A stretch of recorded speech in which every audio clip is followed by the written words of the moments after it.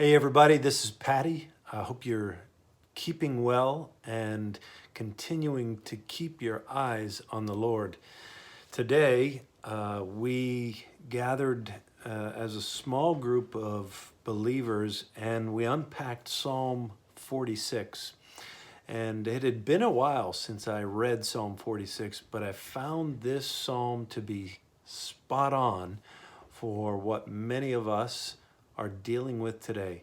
You know, the turmoil, the unrest, the uncertainty that continues to swirl around all of us, especially in the midst of this pandemic, seems to be relentless. So when this happens, we have to make conscious decisions. We have to say to ourselves, I am going to do things in such a way that my attention, my focus, my ability to keep a clear head in the midst of all this is actually possible. So as the psalmist begins this particular psalm, it starts out with two words, God is. So I want to have you think about that for a second. God is. What? Who? To you, I mean. God is what? Have you thought about this? Have you begun to process what your truth is, what your declaration, how you see God for yourself?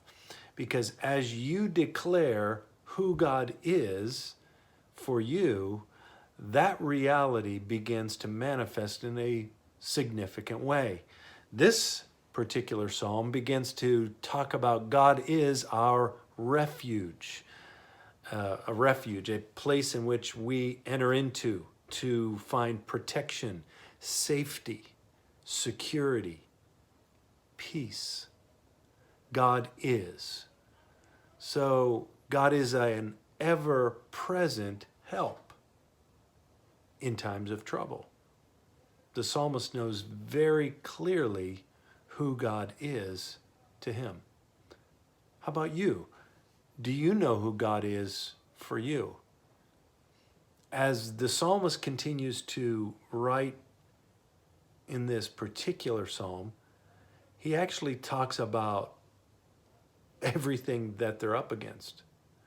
And he just mentions one after another after another.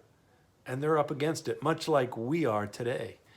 And so as you and I begin to process the uncertainty, as you and I begin to think about all that's going on around us and in us, we have to make certain that we don't keep our focus on those things.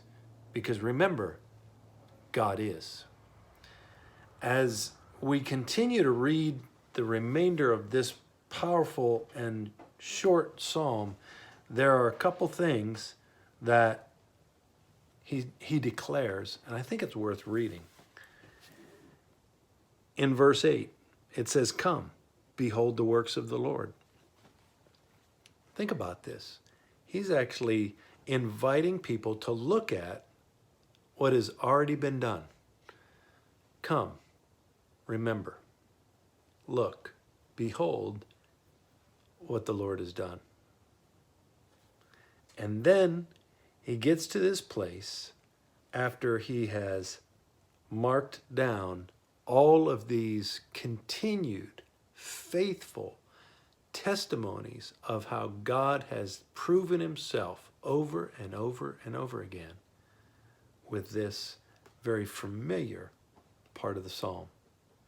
Be still and know that I am God. Right now, those words are not easily embraced. Be still. Be. You know, we are the type of people who are oriented to the do. It doesn't say do still, it says be still. Be. Our key is to embrace who we be, not what we do. Be still. wait. Wait. We've been doing it for 9 months. As I'm recording this, we are at November 17th on the calendar. We are a full 10 months into COVID-19. And you're asking us to wait again? Come on. But wait for what? Be still and know that I am God. God wants to do for us what we can't do for ourselves, which means we have to give him that place. We have to give him the reins. We have to give him permission. So no matter what is transpiring around you, and I'm sure if it's anything like my household, it's a lot, God is able. God is our refuge and strength. God is an ever-present help in times of trouble. Be still and know that he is who he says he is. God bless you. Be encouraged. God's still at work, and the best days are still to come.